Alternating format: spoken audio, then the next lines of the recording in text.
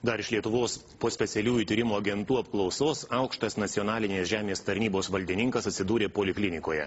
Jis skundžiasi, kad STT agentai naudodami KGB metodus įkalbinėjo jį pakišti savo viršininkus. Donatas Tundis aiškinosi, kuo agentus sudomino žemės tarnyba. Su specialiųjų tyrimų tarnybos darbo metodais susidūrė nacionalinės žemės tarnybos Vilniaus skyriaus direktorius. Sovietmečio disidentui tardytam KGB nepriklausomos Lietuvos pareigūnų elgesys priminė sovietinių saugumiečių. Kiek aš supratau iš jų užuominų ir anekdotų, tai norėtų, kad kam nors pakiščiau. Jis užuominas darė, kad jeigu jūs su mumis nepereisit į mūsų pusę, tai mes rasim būdų jūs nušalint nuo darbo, paskui išeisit iš darbo, nerasit kito. Kai aš pasakiau, kad jau tuoj pats išeisiu, jeigu šitaip man toliau dėsis, tai buvo pasakyta, kad nespėsi išeis, supras, kad mes tave tuoj paimsim. Nacionalinės žemės tarnybos vadovai skundžiasi, kad pastarojų metų sulaukia itin didelio spaudimo. Esą paveikti juos bando ir dėl žemės Vilniuje kovojančios verslo grupės ir tarnybos pertvarka nepatenkinti darbuotojai. Ypač Vilniaus miestas yra labai daug verslo grupuočių interesų ir tų pačių politikų labai daug interesų.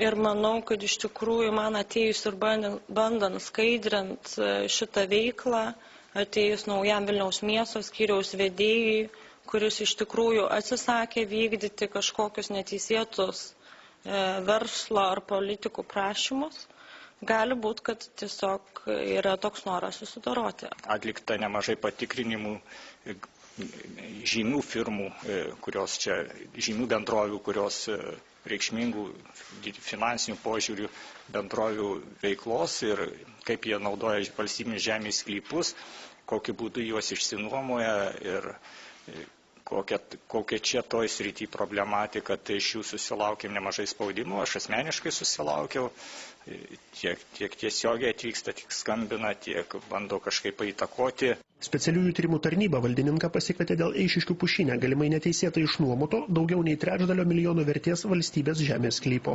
Mes atliekam ikiteisminį tyrimą, atliekam jį teisėtai, tam, kad nekiltų visiškai jokių niuansų dėl teisėtumo ar neteisėtumo tam tikrų procesinių veiksmų.